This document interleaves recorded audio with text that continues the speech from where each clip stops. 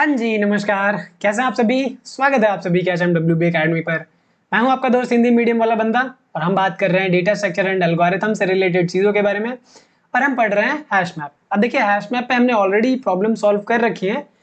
आज की जो प्रॉब्लम है वो हम डिस्कस करने वाले हैं वो है मेजॉरिटी एलिमेंट। इसी में एक और प्रॉब्लम है मेजॉरिटी एलिमेंट सेकेंड। ठीक है, ये मीडियम लेवल की प्रॉब्लम है, ये इजी लेवल की प्रॉब्लम है। हालांकि दोनों में बहुत ज्यादा डिफरेंस नहीं है। यहाँ पे मैं आपको बता दूं, जो हम तरीका डिस्कस करने जा रहे हैं दोनों ही तरीकों में कोई भी बहुत ज्यादा डिफरेंस नहीं है। आपको सेम तरीके का पैटर्न इस्तेमाल करने को देखने को मिलेगा। तो यहाँ पे मैं एक प्रॉब्लम डिस्कस करूंगा, दूसरी प्रॉब्लम आप खुद ब खुद समझ जाओगे कि यहाँ पे क्या करना चाहिए मुझे। तो इसीलिए मैंने यहाँ पे दूसरी प्रॉब्लम को ट्राई में दिया हुआ है। अब ऐसा नहीं है कि ये मीडियम लेवल की प्रॉब्लम है तो आपको लग रहा है कि मीडियम लेवल की प्रॉब्लम है तो हम ही दे दिया। जी नहीं, ऐसा कुछ नहीं है, कॉन्सेप्ट बिल्कुल सिमिलर है। प्लेटफॉर्म वाइज ही मीडियम लेवल की प्रॉब्लम है और इजी लेवल की प्रॉब्लम है। इसके बाद एक और प्रॉब्लम है कंटेन्स डुप्लीकेट। आपको इसको भी जाके ट्राई करना है, यहाँ पे भी हैश मैप का इस्तेमाल करना है। मैं सारी वीडियोज इसलिए नहीं बना रहा हूँ क्योंकि कुछ मैं आपको देना चाहता हूँ ताकि आप ट्राई करो, आप सीखो। अब ऐसा है कि मैं सारी ही प्रॉब्लम्स जो इंटरव्यू में पूछी जाती हैं अक्सर करके बता दूं तो आप ट्राई नहीं कर पाओगे। तो यहाँ पे एक चीज ये भी है कि अगर आप चाहते हो कि मेजॉरिटी एलिमेंट डिस्कस करने से पहले आप ट्राई करो तो आप ऑब्वियस सी बात है वीडियो को स्टॉप करके जाके ट्राई कर सकते हो। ट्राई करने के बाद आके समझने की कोशिश करो कि मेजॉरिटी एलिमेंट कैसे सॉल्व करना है, क्या मेरा तरीका रहने वाला है, किस तरीके से हमें सोचना है। ओके, सो अगर ट्राई देना चाहते हो तो बिल्कुल जाके ट्राई दो, एंड अगर ट्राई देके वापस आ गए हो तो वीडियो को स्टार्ट करते हैं। वीडियो को लाइक कर दीजिए, चैनल पर नया तो सब्सक्राइब कर दीजिए और कमेंट करना मत भूलिए, ये हमारे मोटिवेशन के लिए है। तो चलिए प्रॉब्लम को ओपन कर लेते हैं, majority element, and let's try to see कि प्रॉब्लम स्टेटमेंट क्या है और हम इसको किस तरीके से अप्रोच कर सकते हैं। So given an array nums of size and return the majority element. तो आपको एक एरे गिवन है जहां से आपको मेजॉरिटी एलिमेंट रिटर्न करना है। अभी मेजॉरिटी एलिमेंट का डेफिनेशन क्या है? So the majority element is the element that appears more than n by 2 times. अब n क्या है हमारा? n हमारा क्या है? साइज है। तो आपको इस एरे में से कोई ऐसा एलिमेंट निकालना है और वो रिटर्न करके देना है जो सबसे ज्यादा बार आया हो। और ज्यादा बार का मतलब ये नहीं कि कुछ भी हो, नहीं, वो greater than n by 2 times आना चाहिए। ठीक, appears more than n by 2 times. अब यहाँ पे फ्लोर फंक्शन लिखा हुआ है तो इसका मतलब है अगर लेट्स से 3/2 करते हैं तो 1.5 आएगा। क्या कंसिडर करना है? 1 कंसिडर करना है। फ्लोर में क्या है? नीचे वाला कंसिडर करेंगे, सील फंक्शन लगता है तो ऊपर वाला कंसिडर करते हैं। ग्रेट। तो लेट्स से अगर 2.3 आ रहा है तो हमें क्या कंसिडर करना है? 2 कंसिडर करना है। पॉइंट के बाद वाला डिस्कार्ड कर देना है, ये फ्लोर की डेफिनेशन में आता है। तो जो सिंबल आपको दिख रहा है n/2 के साइड में, इसको बोलते हैं हम फ्लोर। तो फ्लोर फंक्शन भी है हमारे पास, या फिर हम डायरेक्टली इस चीज को ऐसा समझ के इंप्लीमेंट कर सकते हैं। So you may assume that majority element always exists in the array. अब ऐसा भी नहीं है कि मेजॉरिटी एलिमेंट एग्जिस्ट नहीं करेगा, हमेशा एक मेजॉरिटी एलिमेंट एग्जिस्ट करेगा। तो आपको क्या करना है? वही रिटर्न कराना है। होप की प्रॉब्लम स्टेटमेंट को समझने में कोई भी प्रॉब्लम नहीं हो रही है। एक एग्जांपल से समझने की कोशिश करते हैं। अब यहाँ पे अगर हम बात करें इस एरे में तो यहाँ पे मल्टीपल एलिमेंट्स हैं। साइज अगर हम बात करें तो साइज हमारा 7 है। अब n की वैल्यू 7 है तो इसका फ्लोर जो होगा वो होगा 3। वैसे तो 3.5 आएगा बट फ्लोर निकाल रहे हैं तो हम 0.5 को डिस्कार्ड कर देंगे। अब मुझे इस एरे में ऐसा एलिमेंट चाहिए जिसकी फ्रीक्वेंसी ग्रेटर देन 3 हो। तो यहाँ पे अगर हम बात करें तो दो ही एलिमेंट है, एक तो हमारा 1 है जिसकी फ्रीक्वेंसी 3 है, दूसरा हमारा 2 है जिसकी फ्रीक्वेंसी हमारी 4 है। तो ग्रेटर देन 3 कौन सा है? ये तो है नहीं, ये है। ठीक है, ये फ्रीक्वेंसी है, ये एलिमेंट है। तो हमें क्या करना है? यहाँ से इस एलिमेंट को रिटर्न करना है। तो एक ऐसा एलिमेंट आपको रिटर्न करना है जिसकी फ्रीक्वेंसी ग्रेटर देन n/2 होनी चाहिए।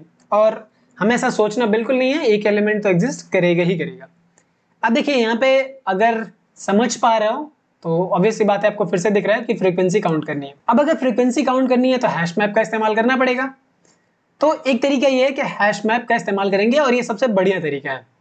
दूसरा तरीका क्या है कि इस एरे को आप सॉर्ट कर लो। अब देखिए अगर आप एलिमेंट को सॉर्ट करते हैं यहाँ पे तो क्या आएगा? 1 सारे एक साथ आ जाएंगे, ठीक है, देन 2 सारे एक साथ आ जाएंगे। तो यहां से भी हमें क्या करना होगा? निकाल सकते हैं कि ये कितनी बार आया है, ये कितनी बार आया है। तो we are doing same thing, but sorting में क्या है? स्पेस यूज नहीं करेंगे। हैश मैप अगर इस्तेमाल करते हैं तो स्पेस यूज करेंगे। अब यहाँ पे जो हम पढ़ने जा रहे हैं वो हैश मैप से रिलेटेड चीजों के बारे में है, बहुत आसान है। इस चीज को आप जाके इंप्लीमेंट करोगे कि सॉर्टिंग करने के बाद ये फ्रीक्वेंसी कैसे काउंट कर सकते हैं हम। बहुत ही इंपॉर्टेंट चीज है कि आप जितना प्रैक्टिस करोगे उतनी ज्यादा चीजें आपको क्लियर होंगी। तो ये पहला वाला मेथड आप जाके ट्राई करोगे, दूसरा वाला मेथड हम यहाँ पे डिस्कस करेंगे। तो दूसरा वाला मेथड डिस्कस करने के लिए यहाँ पे हम बहुत ज्यादा थ्योरेटिकल चीजें नहीं पढ़ने वाले हैं, हैश मैप के बारे में पता ही है। तो हम यहाँ पे डायरेक्टली आएंगे अपने कोड एडिटर पे। लेट्स इसको क्लियर करते हैं and let's try to create a hash map. अब इतना तो मुझे पता है, फ्रीक्वेंसी काउंट करने के लिए हैश मैप का इस्तेमाल करना है। हर एक एलिमेंट पे जाना है फॉर नम इन नम्स। अब ये बहुत ज़्यादा डिफिकल्ट चीज़ें नहीं है, इसलिए मैं तुरंत का तुरंत कोड लिखते जा रहा हूँ। तो हैश मैप ऑफ नम में मुझे स्टोर करना है। क्या स्टोर करना है? पहले तो चेक करेंगे कि हैश मैप में ये वैल्यू मिली है या नहीं मिली है। अगर पहली बार मिल रहा है तो फिर ऑब्वियस सी बात है हैश मैप में नहीं है। तो पहली बार मिल रहा है तो 0 रिटर्न कराओ, और अगर मिला हुआ है तो उसकी वैल्यू रिटर्न होगी। उसमें क्या करेंगे, हम एक ऐड कर देंगे। ये फ्रीक्वेंसी निकालने का तरीका है। मैं उम्मीद करता हूँ कि इन सारी चीज़ों से आप फेमिलियर हो चुके होंगे, तो बहुत ज़्यादा इस पर टाइम नहीं देना है। ये हमने फ्रीक्वेंसी निकाल ली हर एक एलिमेंट की एरे का इस्तेमाल करके। अब मुझे इस हैश मैप में मिला क्या होगा, अगर हम इस एग्जाम्पल की बात करें दूसरे वाले के, तो हैश मैप में मिला होगा हमारा 1:3 और 2:4। ओके, अब मुझे यहाँ पे क्या करना है, अब मुझे इस हैश मैप में जाना है। अब देखिए हैश मैप में इटरेट करना है, तो हैश मैप में हमारे पास की और वैल्यूज होती हैं। तो हैश मैप में इटरेट करने के लिए हमारे पास कई मेथड है। एक तो कीज मेथड है, एक वैल्यूज मेथड है, एक आइटम्स मेथड है। तो कीज हमारा क्या करता है, लिस्ट ऑफ कीज रिटर्न करता है। वैल्यूज हमारा लिस्ट ऑफ वैल्यूज रिटर्न करता है। और अगर हम डॉट आइटम्स मेथड का इस्तेमाल करते हैं तो हमें की वैल्यू पेयर देता है। तो हम क्या करेंगे, इसी का इस्तेमाल करेंगे। तो फॉर की comma value in hash map dot items, ठीक है। तो हमें की वैल्यू देगा, हमने की वैल्यू को एक्सट्रैक्ट कर लिया। अब ये पाइथन में सारी चीजें हैं, लैंग्वेज डिपेंडेंट है थोड़ा, बट हैश मैप का इस्तेमाल अगर आप दूसरी लैंग्वेज में कर रहे हो तो आपको ये आइडिया होगा कि की वैल्यू कैसे एक्सट्रैक्ट करना है। तो ये पहली बार में होगा 1 और 3 आएगा। तो मुझे क्या करना है, चेक करना है इफ जो हमारी वैल्यू है यानी कि जो फ्रीक्वेंसी है, अगर ये हमारी ग्रेटर देन है किससे, और लेंथ ऑफ हमारा जो नम्स है फ्लोर डिवीजन 2, अगर हमारा इससे ग्रेटर है। अब हम इसको पहले भी निकाल सकते हैं, तो इसको पहले ही लिख लेते हैं तो बेहतर होगा। ठीक है, यहाँ पे इसको कर लेते हैं कट और एक वेरिएबल ले लेते हैं विच इज के, और इसमें स्टोर करा देते हैं। तो ये हमारा क्या है, n/2 है। ठीक है, n/2 है। मुझे चेक करना है कि फ्रीक्वेंसी अगर इस n/2 से ज्यादा है यानी कि k से ज्यादा है, तो मुझे बस सिंपल रिटर्न करा देना है इस की को। किसको रिटर्न कराना है, की को। हमने 3 चेक किया, क्या 3 हमारा ग्रेटर देन 3 है, नहीं। तो 3 अगर हमारा ग्रेटर देन 3 नहीं है तो इसका मतलब है ये वाली वैल्यू रिटर्न नहीं करानी। अब आएंगे 4 पे। तो 4 की बात करेंगे तो 4 is greater than 3, yes true. तो अगर ये ट्रू है तो मुझे क्या करना है, रिटर्न कराना है की को। की हमारा क्या है, ये 2। आई होप कि क्लियर है। तो इतना सिंपल सा स्टेटमेंट है जो हमें लिखना है, बाकी ये सारा काम खुद ब खुद कर देगा। तो मुझे इसको क्या कराना है, रन कराना है। Let's try to run it and run कराने पे ये हमारा सैंपल टेस्ट केस तो चल गया है। मेजॉरिटी एलिमेंट में हमें इसे सबमिट कर देना है। सो ये प्रॉब्लम उतना ज़्यादा डिफिकल्ट नहीं है। मैंने आपको बताया आपको पहला वाला अप्रोच पहले लगाना है, वहाँ से आपको पता चलेगा कि कितना टाइम ले रहा है या फिर कितना स्पेस कंज्यूम हो रहा है। फिर उसके बाद हम क्या आएंगे, इस अप्रोच पे आएंगे। अब देखिए मैंने बात करी थी कि मेजॉरिटी एलिमेंट आपको डिस्कस करेंगे। मेजॉरिटी एलिमेंट तो आपको खुद करना होगा, उसमें क्या डिफरेंसेस है अभी थोड़ी देर में देखते हैं, पर पहले समझने की कोशिश करते हैं कि इसकी टाइम कॉम्प्लेक्सिटी क्या है। टाइम कॉम्प्लेक्सिटी की बात करें तो ये हमारा सिंगल फॉर लूप ले रहा है, ऑर्डर ऑफ एन टाइम ले रहा है। ये हमारा कांस्टेंट टाइम लेगा। और फिर इसकी बात करें तो ये भी हमारा क्या लेगा, order of n time max case में। अब मैक्स केस कब आएगा, जब हर एक एलिमेंट की फ्रीक्वेंसी 1 होगी। तो की वैल्यू में क्या हो जाएगा, हर एक एलिमेंट आ जाएगा। तो ओवरऑल जो टाइम कॉम्प्लेक्सिटी यहाँ पे आएगा वो आएगा हमें big O of n. Time की बात करें तो, और अगर स्पेस की बात करें, स्पेस के लिए हम हैश मैप इस्तेमाल कर रहे हैं, और हैश मैप में मैक्सिमम कितनी वैल्यूज आ सकती हैं, हर एक एलिमेंट की फ्रीक्वेंसी 1 हो तभी तो मैक्सिमम आ सकता है। तो उस केस में भी n एलिमेंट हमें स्टोर करने होंगे की वैल्यू के साथ। तो यहाँ पे टाइम और स्पेस कॉम्प्लेक्सिटी इस अप्रोच के साथ हमारी बिग O ऑफ n आ रही है। अगर आप पहली वाली अप्रोच देखोगे जो मैंने बोला कि आप इंप्लीमेंट करके देखो, पहली चीज वहां पे आप सॉर्टिंग करोगे, तो वहां पे जो टाइम लगने वाला है n log n लगने वाला है। ये मर्ज शॉर्ट और क्विक शॉर्ट एल्गोरिथम इंप्लीमेंट होती है शॉर्टिंग के लिए, जो कि बेस्ट होता है। और इस चीज को अभी तक हमने डिस्कस नहीं किया है। जब हम रिकर्जन पढ़ लेंगे उसके बाद हम क्विक शॉर्ट और मर्ज शॉर्ट को पढ़ेंगे, क्योंकि बहुत इंपॉर्टेंट रोल प्ले करेगा हमारा रिकर्जन। अब देखिए रिकर्जन भी बहुत इंपॉर्टेंट टॉपिक है, बट अभी के लिए इसको स्किप करेंगे। आगे चल के हम बात करेंगे रिकर्जन को इन डेप्थ।